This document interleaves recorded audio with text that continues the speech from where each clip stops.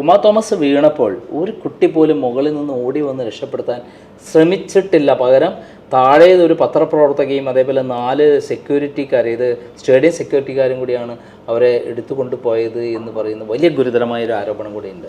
അതിനെക്കുറിച്ച് എന്താ പറയുക? അതിൽ 2 കാര്യമാണുള്ളത്. ഒന്ന്, നമ്മുടെ ക്യാമറാമാനൊക്കെയാണ് താഴത്ത് നിൽക്കുന്നത്. അവിടെ കൃത്യമായി ആക്സിഡൻ്റ് ഉണ്ടായി കഴിഞ്ഞിട്ട് കൃത്യമായി നമ്മുടെ ഇവൻ്റെ ക്രൂ ഉണ്ട്, ഞങ്ങൾ വോക്കി ടോക്കി ഉണ്ട്, ഞങ്ങൾ ചോദിക്കട്ടെ. അപ്പോൾ അവർ തന്നെയാണ് എടുക്കുന്നത്. ഈ സിറ്റുവേഷൻ 2 സിനാരിയോ നമ്മൾ ആലോചിക്കേണ്ടത്. അവിടെ നിൽക്കുന്ന ക്രൗഡ് നമ്മുടെ കയ്യിൽ നിൽക്കുന്നൊരു ക്രൗഡല്ല. എന്ന് പറഞ്ഞാൽ 25,000 പേരും 12,500 കുട്ടികളും നിൽക്കുന്ന ക്രൗഡ്. അവർ പാനിക്കായാൽ അപ്പോൾ അവർ വന്ന് എന്നോട് ചോദിച്ചു, ഇത് MC അടക്കം നമുക്കിത് അനൗൺസ് ചെയ്യേണ്ടതെന്ന് ചോദിച്ചപ്പോൾ ഞാൻ ദയവ് ചെയ്ത് ഇപ്പം അനൗൺസ് ചെയ്യരുത്. അനൗൺസ് ചെയ്താൽ കുട്ടികൾ തുടങ്ങിയിട്ടില്ല, പാരൻസ് പാനിക്കാവും. അല്ല, അനൗൺസ് ചെയ്യാന്നുള്ളതല്ല. അല്ല, ഞാൻ പറഞ്ഞത് നമുക്ക് അവിടെ ഇൻസ്ട്രക്ഷൻ പോകേണ്ടത് എന്താണെന്നുള്ളത് അറിയുകയും എത്രയും പെട്ടെന്ന് ആംബുലൻസ് വിളിക്കാനുള്ള ഏർപ്പാടുണ്ടാക്കി ഇവരവിടെ എത്തുമ്പോഴേക്കും അതിൻ്റെ മുമ്പിലേക്ക് ആംബുലൻസ് വന്നിട്ടുണ്ടെങ്കിൽ അത് കോർഡിനേറ്റ് ചെയ്യാതെ അവിടെ എത്തില്ല. ഈ പറയുന്ന സ്റ്റേജിൽ നിൽക്കുന്നവർ മാത്രമല്ല. എത്ര സമയം കൊണ്ട് ആംബുലൻസ് വന്നിട്ടുണ്ട്? Within no time. എന്ന് പറഞ്ഞാൽ ഇവർ ഇവിടുന്ന് എടുത്തിട്ട് അവിടേക്ക് എത്തുന്ന ആ എടുത്ത് കൊണ്ടുപോകുന്ന കാര്യത്തിൽ മാത്രമാണ് ഒരു സ്ട്രക്ചർ പോലും ഇല്ലാതെയാണ്. സ്ട്രക്ചർ എന്ന് പറയുന്നത് നമ്മൾ ഒരു കാഷ്വാലിറ്റി എവിടെയാണ് കാണുന്നത്? ഞങ്ങളുടെ മനസ്സിലുള്ള പ്രോഗ്രാം നടത്തുമ്പോൾ ഞങ്ങളുടെ സുരക്ഷാ സന്നാഹങ്ങളെല്ലാം അവിടെ എപ്പോഴും വേണ്ടേ? അതെ, നമ്മുടെ കാഷ്വാലിറ്റി ഗ്രൗണ്ടിൻ്റെ ഉള്ളിൽ കിടക്കുന്ന 2 ആംബുലൻസും പുറത്താണ്. ഇവിടുന്ന് ഏകദേശം ഒരു 100 മീറ്റർ അപ്പുറത്താണ് ഈ ആംബുലൻസ് കിടക്കുന്നത്. ഇവർ മെയിൻലി ഫോക്കസ് ചെയ്യുന്ന കുഞ്ഞു കുട്ടികളോ ആരെങ്കിലും തലയിറങ്ങി വീഴും എന്നുള്ളതാണ് നമ്മുടെ മനസ്സിലുള്ള അസ്യൂം. അതായത് കുറേ നേരം നിൽക്കുകയും ആദ്യമായിട്ട് ഇങ്ങനത്തെ ഒരു പരിപാടിക്ക് വരുന്നൊരു കുട്ടി ചിലപ്പോൾ തലയിറങ്ങി വീഴാം, BP കൂടിയിട്ടോ എന്തെങ്കിലും സംതിങ്. ഇതാണ് ഞങ്ങൾ മോണിറ്റർ ചെയ്തുകൊണ്ടിരിക്കുന്നത്. ഞങ്ങൾ ക്യാമറ വെച്ചിട്ടുള്ളത് തന്നെ, വൈഡ് വെച്ചിട്ടുള്ളത്, എന്തെങ്കിലും പറ്റിയാൽ ഇന്ന സ്ഥലത്ത് കാഷ്വാലിറ്റി ഉണ്ട്, അവിടെ നിന്ന് ആളെ പിക്ക് ചെയ്യണം, ടീച്ചേഴ്സ് ഉണ്ട്, അവർക്ക് വാക്ക് ചെയ്യുന്നുണ്ട്. ഇത് വെച്ച് അതിനാണ് നമ്മൾ ഫോക്കസ് ചെയ്യണത്. ഒരിക്കലും ഇവിടെ ഒരു കാഷ്വാലിറ്റി നമ്മൾ സ്വപ്നത്തിൽ പോലും പ്രതീക്ഷിക്കുന്നില്ലല്ലോ. അല്ല, എല്ലാ ഈവൻറ്റ് മാനേജ്മെൻറ്റ് ഏത് പ്രോഗ്രാമിനും ഒരു അവിടെ വിങ്, ഇത്തരത്തിലുള്ള ഡോക്ടർമാരും അടങ്ങുന്ന ഒരു വിങ് ഉണ്ടാവും. ഇവിടെ അങ്ങനെ ഒരു സംഭവം കണ്ടില്ല. തീർച്ചയായിട്ടും അവിടെ ആംബുലൻസ് വിത്ത് ഡോക്ടേഴ്സ് അവിടെ ഉണ്ട്. അവരാരും ഇതിനെ ഇവിടെ ഓടി വന്നതേ കണ്ടില്ല. ഇതിലെന്താ വെച്ചാൽ നമ്മുടെ നാടിൻ്റെ ഒരു സിസ്റ്റം ഉണ്ട്. ഇപ്പോൾ നമ്മൾ റോട്ടിലൊരു ആക്സിഡൻ്റ് ആയി നമ്മളെല്ലാവരോടും പറയും, നിങ്ങൾ ആരും എടുക്കരുതെന്ന്. ആംബുലൻസ് വന്ന് സ്ട്രക്ചറിൽ കെട്ടണം എന്ന് പറയും. ആംബുലൻസ് വന്ന് കിടന്നാൽ പോലും നമ്മുടെ ആൾക്കാർ എടുത്തിട്ട് അതിൽ നിന്ന് എടുത്തിട്ട് ഇതിലേക്ക് വെക്കുന്ന സിസ്റ്റം, അത് നമ്മുടെ ആളുകൾ കുറേയും കൂടി അതിൽ ഹെൽപ്പിംഗ് മൈൻഡുള്ളൊരു കമ്മ്യൂണിറ്റിയാണ്. കുറേ രാജ്യങ്ങളിൽ അതില്ല, ഒരാളും തൊടില്ല. അപ്പോൾ ഇവിടെ വരുമ്പോഴേക്കും അവർ തന്നെ സന്തുഷ്ടത്തിന് എടുക്കുന്നത്. അവിടെ ഒരു എന്താ പറയുക സ്ട്രക്ചർ വരാൻ പോലും അവർ വെയിറ്റ് ചെയ്യാഞ്ഞത് അവരുടെ സ്വന്തമാണ് എന്ന് കരുതിയിട്ടാണ്. എൻ്റെ ചോദ്യം, മുകളിൽ ഇരുന്ന ആൾക്കാർ ഒരാൾ പോലും താഴേക്ക് നോക്കി നിൽക്കല്ലാതെ ഓടി താഴേക്ക് വന്ന പറ്റിയാൽ ഈ സ്റ്റേജിൽ മന്ത്രി നമ്മുടെ സജി ചെറിയാൻ നോക്കി നിന്നു. MP അവിടെ തിരിഞ്ഞു നോക്കിയില്ല. എന്തിനാ? ഒരു പോലീസ് ഓഫീസർ ഉണ്ടായിരുന്നു, ADGP, എൻ്റെ സുഹൃത്തൊക്കെയാണ്, ADGP അവിടെ ഉണ്ടായിരുന്നു. അദ്ദേഹം താഴേക്ക് ഇറങ്ങിയില്ല. ഓടി വന്ന് ഇവരെ കൊണ്ടുപോയാൽ പ്രശ്നമില്ല, കൊണ്ടുപോയി യാതൊരു പറ്റിയില്ല. ആ ഒരു നിമിഷത്തെ ഓടി വന്ന് സംരക്ഷിക്കാനുള്ള ഒരു മര്യാദ പോലും കാണിക്കാതെയല്ലേ അവിടെയുള്ള ആൾക്കാർ ഇരുന്നത്. അതിനെക്കുറിച്ച് ഞാൻ കമൻറ്റ് ചെയ്യാൻ ആളല്ല. എന്താ കാരണം വെച്ചാൽ ഞാൻ അപ്പുറത്ത് നിൽക്കുന്ന ആ സ്റ്റേജിൻ്റെ MCയുടെ അടുത്ത് ഞാൻ നിൽക്കുന്നുണ്ട്. ഞാൻ സൗണ്ട് കേട്ടപ്പോൾ എൻ്റെ മനസ്സിൽ ക്യൂ മാനേജർ ആരെ തട്ടിട്ടു. ഫസ്റ്റ് നമ്മൾ കാണുന്നത് ഒരിക്കലും ഒരാൾ അങ്ങോട്ട് പോയിന്നല്ല നമ്മൾ കാണുന്നത്. എന്താ, അവിടെ ഇരിക്കുന്ന ക്യൂ മാനേജർ വീഴുന്ന ശബ്ദമാണ്. സ്വാഭാവികമായിട്ട് ആരെങ്കിലും പിടിച്ച് തട്ടിയപ്പോൾ ക്യൂ മാനേജർ താഴേക്ക് വീണെന്നാണ് ആദ്യം ഞാൻ മനസ്സിലാക്കണത്. ഇതും കഴിഞ്ഞിട്ട് പിന്നെ വോക്കി ടോക്കിയിൽ നമ്മുടെ ക്യാമറമാൻ പറയുമ്പോഴാണ് ആളാ വീണെന്നുള്ളത് മനസ്സിലാവണത്. ഈ മന്ത്രിമാരൊക്കെ വന്നതെന്ന് താങ്കൾക്ക് അറിയില്ല എന്നാണ് പറഞ്ഞിരിക്കുന്നത്. ഞാൻ മറ്റൊരു ഇന്റർവ്യൂവിൽ കേട്ടത്. അത് എത്രമാത്രം ശരിയാണ്? പിന്നെ താങ്കൾ അറിയാതെ എങ്ങനെയാണ് ഈ പ്രോഗ്രാമൊക്കെ ഇതൊക്കെ എല്ലാം സംവിധാനത്തിന് ഒരുക്കുന്ന? കാരണം ഈ ഇവന്റ് മാനേജർക്ക് ഒരു പ്രോഗ്രാമിലും ക്യൂ എന്ന് പറഞ്ഞാൽ അവിടെ ഏത് ആർട്ടിസ്റ്റാണോ അല്ലെങ്കിൽ ഏത് സെലിബ്രിറ്റി ആണോ അല്ലെങ്കിൽ ഏത് വിശിഷ്ട വ്യക്തിയാണോ എന്ന് തീരുമാനിക്കുന്ന സംഘാടകരല്ലേ. അവിടേക്ക് ഇവന്റ് മാനേജർക്ക് എന്ത് റോളാണ്? ഓക്കെ, ഞങ്ങൾ കണ്ടക്ട് ചെയ്യുന്നൊരു പ്രോഗ്രാമാണെങ്കിൽ നമുക്കറിയാം അവർ അവസാന നിമിഷം കൊണ്ടുവരുന്നൊരു ക്യൂ ഉണ്ടെങ്കിൽ ഇന്ന ആളുകളുണ്ട്, അവർ ഇന്ന ഓർഡറിൽ വിളിക്കണം, അവർക്ക് ഇന്ന അപ്രിസിയേഷൻ കൊടുക്കണം, അല്ലെങ്കിൽ അവർക്ക് മെമൻറ്റോ കൊടുക്കണം, അവരെ കൊണ്ട് ഇന്ന കാര്യം ചെയ്യിക്കണം എന്ന് പറയുന്നത് ആരാണ്? സംഘാടകരാണ്. അതാരായിക്കോട്ടെ. അത് ലാസ്റ്റ് മൃദംഗ വിഷൻ. മൃദംഗ വിഷൻ. അപ്പോൾ മൃദംഗ വിഷനിലേക്കും എന്താ വെച്ചാൽ അവരെ സഹായിക്കാൻ നിൽക്കുന്ന പല ആളുകളുണ്ട്. ഇവർക്കും 100% ഉറപ്പില്ല ആരൊക്കെ വരുന്നത്. എല്ലാവരും കൂടെ ഇൻഫോം ചെയ്തിട്ടുണ്ടാവാം. അപ്പോൾ അന്ന് കാലത്ത് ഞാൻ മനസ്സിലാക്കിയത് അന്ന് കാലത്താണ് പലരും ഞങ്ങൾ വരാം എന്ന് പറഞ്ഞിട്ടുള്ള കൺഫർമേഷൻ അവരോട് പറയുന്നത്. കാരണം ഇതൊക്കെ പോയി ക്ഷണിച്ചാലും എന്തുണ്ടാവും, മാറ്റർ ഓഫ് പ്രയോറിറ്റിയാണ്. ഓക്കെ, ആ പരിപാടിക്ക് പകരം ഈ പരിപാടിക്ക് പോകാം, അല്ലെങ്കിൽ ആ പരിപാടി നീട്ടി വെച്ചപ്പോൾ ഈ പരിപാടിക്ക് പോകാമെന്നൊക്കെ ചിന്തിക്കുന്നത് പൊളിറ്റീഷ്യൻസ് ആയിക്കോട്ടെ അല്ലെങ്കിൽ ഹയർ ആരായിക്കോട്ടെ അവർ തീരുമാനം എടുക്കുന്നത് നന്നായിരിക്കും പലപ്പോഴും. അല്ലെങ്കിൽ അത്രയും വലിയൊരു കമ്മിറ്റ്മെൻറ്റ് അവരോട് ഉണ്ടാവാം. ഓക്കെ, എല്ലാ പരിപാടിയും മാറ്റിവെച്ചും മൃദംഗാവിഷന് വരണമെങ്കിൽ അത്രയും വലിയൊരു കമ്മിറ്റ്മെൻറ്റ് ഉണ്ടാവും. അത്രയും വലിയ കമ്മിറ്റ്മെൻറ്റ് ഉള്ള ആളുകളല്ല. കാരണം നിങ്ങൾ തന്നെ പറഞ്ഞു കേട്ടു, പല ചാനലിലും കാണിച്ചു, ഒരു 100 സ്ക്വയർ ഫീറ്റുള്ള റൂമിലാണ് ഇവരുടെ ഇത്രയും വലിയ പരിപാടി നടത്തിയവരുടെ ഓഫീസ് എന്ന് പറയും. എന്ത് തെറ്റുള്ള ഒരു എൻ്റർപ്രണർ ആദ്യമായിട്ട് തുടങ്ങാൻ പോകുന്നൊരു പ്രസ്ഥാനം, അവർ ആദ്യത്തെ പരിപാടി തന്നെ ഭീകരമായി കോടിക്കണക്കിനോ ലക്ഷക്കണക്കിനോ രൂപ ചിലവഴിക്കുന്ന ഓഫീസ് ഉണ്ടാക്കാൻ കഴിയില്ലല്ലോ. അവർ സ്റ്റാർട്ട് ചെയ്തൊരു പരിപാടി. ഈ പറയുന്ന 12,500 പേര് നർത്തകിമാരെ കംപ്ലീറ്റ് കേരളത്തിൻ്റെ വിവിധ ഭാഗങ്ങളിൽ നിന്നാണല്ലോ സംഘടിപ്പിച്ചിട്ടുള്ളത്. അത് ആരാണ് സംഘടിപ്പിച്ചിട്ടുള്ളത്? അത് ഇവർ കൃത്യമായ ഒരു സ്ട്രാറ്റജി ഉണ്ടായിരുന്നു. എല്ലാ ടീച്ചേഴ്സിനും വിളിച്ചു. ഈ ഇതുപോലത്തെ നമ്മൾ വഴിയാണോ അവര് സംഘടിപ്പിച്ച ആൾക്കാരെ ഇവിടെ എത്തിക്കുമ്പോഴാണ് നമുക്കതിലൊന്നും റോളില്ല. അതായത് ഇവിടുന്ന ടീച്ചർ ഒരാളോടും, ഒരു കുട്ടിയുടെ പേര് പോലും എനിക്കറിയില്ല, ഒരു ടീച്ചറുടെ പേര് പോലും എനിക്കറിയില്ല.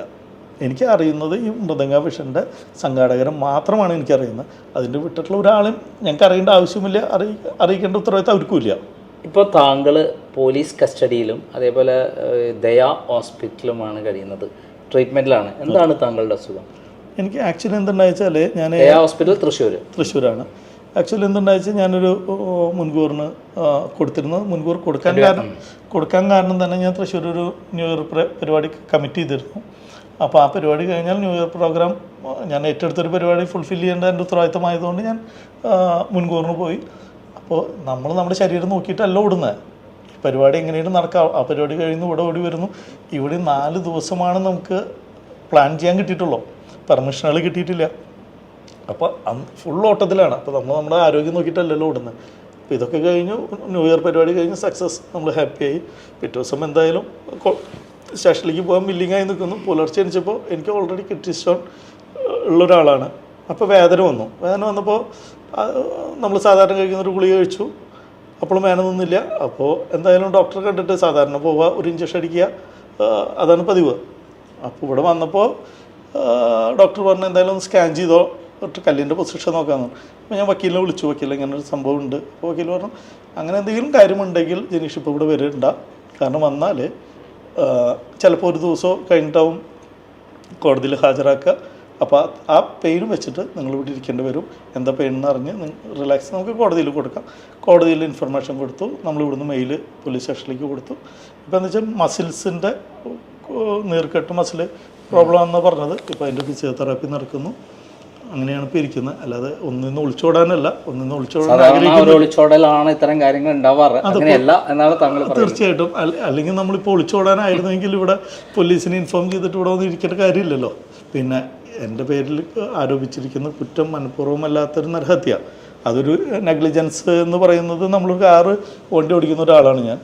വണ്ടി നാളെ തട്ടിക്കൂടായില്ല, എന്തൊക്കെ സംഭവിക്കുമ്പോൾ നമ്മൾ താങ്കളുടെ പേരിൽ മുമ്പ് ഇതേപോലെ എന്തെങ്കിലും കേസുകളൊന്നും ഇത്രയും വർഷമായിട്ട് എൻ്റെ പേരിൽ ഈവൻറ്റുമായി ബന്ധപ്പെട്ടൊരു ഒരു കേസും എൻ്റെ പേരിലില്ല. എത്ര വർഷത്തെ എക്സ്പീരിയൻസ് ആണ്? 16 വർഷം. 16 വർഷത്തിനുള്ള ഒരു കേസ് ഉണ്ടായി. 2000-ൽ മേലെ പ്രോഗ്രാമുകൾ നടത്തിയിട്ടുണ്ട്.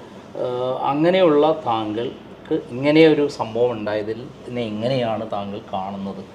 അതായത് ഉമാ തോമസിനെ പോലെയുള്ള ഒരു പാവം ഭയങ്കര വിഷമമുണ്ട്. കാരണം പ്രത്യേകിച്ചും അങ്ങനത്തെ ഒരു വനിത എല്ലാ ജനങ്ങൾക്കും ഒരുപാട് ഇഷ്ടമുള്ള ഒരു മാഡമാണ്. കാരണം എല്ലാവരോടും ഇപ്പോൾ ഞാൻ നേരിട്ട് പരിചയമില്ല മാഡത്തിന്. മൃദംഗവിഷൻ്റെ ആൾ പറഞ്ഞ് ഞങ്ങൾ വീട്ടിൽ പോയപ്പോൾ മാഡം അവിടെ ഇരിക്കാൻ പറയുന്നു, ചായ കൊടുക്കുന്നു. ഒരു MLA ആയിട്ട് എല്ലാവരോടും ബിഹേവ് ചെയ്തത് വളരെ ഒരു സഹോദരിയെ പോലെയോ അല്ലെങ്കിൽ ഒരു വളരെ ഫ്രണ്ടായിട്ടുള്ള രീതിയിൽ ബിഹേവ്. അവർക്ക് വന്നു എന്നുള്ളത്, പക്ഷെ അവർക്കെന്നല്ല, ആർക്ക് സംഭവിച്ചാൽ അവിടെ ഒരു ഇത് തന്നെ തിരിച്ചൊരു ചെറിയ കുട്ടിക്ക് സംഭവിക്കുന്നെങ്കിലും എന്താ പറയുക, അവിടെ വേറെ എന്തെങ്കിലും രീതിയിൽ കുഞ്ഞു കുട്ടിക്ക് പറ്റിയാലും എന്തായാലും ഒരു കാര്യമുള്ളത്, വേറെ ഒരു കാഷ്വാലിറ്റി ഉണ്ടായിട്ടില്ല എന്ന് പറയുമ്പോൾ ഇവർ പ്ലാൻ ചെയ്തതോ സംഘാടകരോ ചെയ്തതിൽ വലിയ പാളിച്ചുണ്ട് എന്ന് നമുക്ക് പറയാൻ കഴിയില്ല. പക്ഷേ 100% 1% എവിടെയെങ്കിലും തകരാറ് വന്നാൽ അതാണ് ഹൈലൈറ്റ്. അങ്ങനെയാണ് ഇവിടെ താങ്കളും കുടുങ്ങിയിരിക്കുന്നത്. ഓക്കെ, താങ്കൾക്ക് എന്താണ് പ്രേക്ഷകരോട് അല്ലാതെ പറയാനുള്ളത്? കാരണം ഇപ്പോൾ താങ്കൾ സമൂഹത്തിന് മുന്നിൽ ഒരു കുറ്റവാളിയായിട്ട് ചിത്രീകരിച്ചിരിക്കുകയാണ്. കുറ്റം ചെയ്തു തെളിഞ്ഞിട്ടുള്ള ആളല്ല, അക്യൂസ്ഡാണ്. എന്താണ് താങ്കൾ വിഷമം എന്ന് പറയുന്നത്? ഇപ്പം നമ്മൾ ഈ പോലീസ് കസ്റ്റഡിയിൽ എന്ന് പറഞ്ഞാൽ പോലീസ് 2 ഇവരെ കാവൽ നിർത്തിയിട്ടുണ്ട്. ഞാൻ ഹോസ്പിറ്റലിൽ നിൽക്കുന്ന മറ്റുള്ളവരുടെ മുമ്പിൽ ഞാൻ എന്തോ ഒളിച്ചോടി നിൽക്കുന്ന അല്ലെങ്കിൽ ഇതിനെ ഫേസ് ചെയ്യാൻ തയ്യാറില്ലാത്തൊരു കണ്ടീഷനിലാണ് ഞാൻ. ഇപ്പോൾ ഇതിൻ്റെ പേരിൽ ജയിലിൽ പോകാനോ അല്ലെങ്കിൽ സ്റ്റേഷനിൽ പോകാനോ ഒന്നും എനിക്ക് എന്താ പറയുക മടിയുമില്ല, പേടിയൊന്നും തോന്നുന്നില്ല. പക്ഷെ എന്താ പറയുക, നമ്മുടെ ഹെൽത്ത് എന്ന് പറയുന്നത് ഇതൊക്കെ കഴിഞ്ഞ് ഞാൻ അവിടെ പോയാൽ എനിക്ക് കിട്ടാൻ പോകുന്ന ട്രീറ്റ്മെൻറ്റ് എന്താവുമെന്ന് എനിക്കറിയില്ല. അപ്പോൾ അങ്ങനത്തെ ഒരു സിറ്റുവേഷൻ നമുക്ക് തോന്നുന്നൊരു പേടി ഉണ്ടാവുമല്ലോ നമ്മുടെ സ്വന്തം ശരീരത്തിനോട്. അതല്ലാതെ ഞാൻ ഒരിക്കലും ഇതിൻ്റെ ഉത്തരവാദിത്തത്തിൽ നിന്ന് ഞാൻ പിന്മാറുന്നില്ല. അല്ലെങ്കിൽ എന്ത് വന്നാലും ഞാൻ ഫേസ് ചെയ്യാൻ തയ്യാറാണ്. ആ മാഡത്തിന് വേണ്ടിയിട്ട് എന്തൊക്കെ രീതിയിൽ ഞങ്ങൾ കോമ്പൻസേറ്റ് ചെയ്യാനോ അല്ലെങ്കിൽ ഡിപ്പാർട്ട്മെൻറ്റ്, കാരണം ഇതുകൊണ്ട് മറ്റുള്ളവരുടെ ഒരു ജോലി പോകുക എന്നുള്ളതോ മറ്റുള്ളവരുടെ മേത്തേക്ക് ബ്ലെയിം ചെയ്യുക എന്നുള്ളതല്ല നമ്മൾ ഉദ്ദേശിക്കുന്നത്, നമ്മൾ ആഗ്രഹിക്കുന്നതല്ല. പക്ഷേ ഇനി ഇത് ഉണ്ടാവാതിരിക്കണമെങ്കിൽ ഉണ്ടാവേണ്ട കുറച്ച് പ്രിക്കോഷൻസ് ഉണ്ട്. അത് കൃത്യമായി പ്രിക്കോഷൻസ് എടുക്കണം. അത് കൃത്യമായി കോർപ്പറേഷനായിക്കോട്ടെ ഗവൺമെൻറ് ആയിക്കോട്ടെ ആളുകളെ പഠിപ്പിക്കണം. ഇന്ന കാര്യങ്ങൾ മാൻഡേറ്ററി ആയിട്ട് ചെയ്യണം. ഈവൺ ഒരു എന്താ പറയുക ഫയർ ഉണ്ടായാൽ ഫയർ എക്സ്റ്റിങ്ക്വിഷർ സ്റ്റേജിൻ്റെ അടുത്ത് വെക്കണം അടക്കമുള്ള ആൾ, ഇതൊക്കെ ഞങ്ങൾ വെച്ചിട്ടുണ്ട്. പക്ഷേ ഡിപ്പാർട്ട്മെൻറ്റുകളാണ് ഇത്തരം കാര്യങ്ങൾ ചെയ്യേണ്ടത്. അതിനാണ് കൃത്യമായി നമ്മൾ അതാത് ഡിപ്പാർട്ട്മെൻറ്റിന് ഫീസ് അടയ്ക്കുന്നത്. അപ്പോൾ അത്തരം സൗകര്യങ്ങളും കാര്യങ്ങളും, കാരണം നാളെ ഫയർ ഉണ്ടായാൽ അപ്പോൾ ഫയറിൻ്റെ ആളുകൾക്ക് കുറ്റുന്നു. അതല്ലാതെ ഇതിനൊരു ക്രൈറ്റീരിയ കൃത്യമായി ഇന്ന കാര്യങ്ങൾ മാൻഡേറ്ററി ആണെന്നു ഒന്നുകിൽ ഏതെങ്കിലും ഒരു ഡിപ്പാർട്ട്മെൻറ്റിനെ പൂർണ്ണമായി ഏൽപ്പിക്കുക, അല്ലെങ്കിൽ ഇവൻറ്റ് മാനേജേഴ്സിനെ സർട്ടിഫൈ ചെയ്യുന്ന ഇവൻറ്റ് മാനേജർക്ക് പൂർണ്ണ ഉത്തരവാദിത്വമുണ്ട് എന്ന രീതിയിൽ നിയമത്തിനെ കൊണ്ടുവന്നാൽ ആ ഇവൻറ്റ് മാനേജർ കൃത്യമായി പാലിക്കും. അപ്പോൾ അവൻ്റെ ഉത്തരവാദിത്തമാണ്. ഇതിപ്പോൾ ഞാൻ പറയുന്ന പോലെ ആൾ പറഞ്ഞപ്പോൾ ഞാൻ ചെയ്തു എന്ന് പറയുന്ന പോലത്തെ അത് മാറി ഞങ്ങൾക്ക് ഇതേ ചെയ്യാൻ കഴിയുള്ളൂ. ഇപ്പോൾ ഒരു CA കാരൻ്റെ അടുത്ത് പോയിട്ട് നമ്മൾ പറയണ പോലെ കണക്കുണ്ടാക്കില്ലല്ലോ. അവർ പറയുമല്ലോ കൃത്യമായി ഇന്ന കാര്യങ്ങൾ പാലിച്ചാലേ ഞങ്ങൾ ഒപ്പിടുള്ളൂ എന്ന് പറയുന്ന പോലെ ഒരു നിയമ സംവിധാനം ഇതിൽ വരണം എന്നുള്ളതാണ് എനിക്കിതിൽ പറയാനുള്ളത്. എന്തായാലും കേരളത്തിന് അഭിമാനമാകേണ്ടിയിരുന്ന 12,500ഓളം നർത്തകികളെ പങ്കെടുപ്പിച്ചുകൊണ്ട് നടത്തിയ ഗിന്നസ് റെക്കോർഡ് ഭേദിച്ച ഈ ചടങ്ങ് ഇങ്ങനെ ദുരന്തമായത് ഒരു നിർഭാഗ്യകരമായ കാര്യമായിട്ട് മാത്രം നമുക്ക് കാണാം. എന്തായാലും ഇതിൽ ഏറ്റവും ദുഃഖിതനായ ഒരാളാണ് ജനീഷ് എന്ന് നമുക്ക് തീർത്ത് പറയാം. നന്ദി, നമസ്കാരം.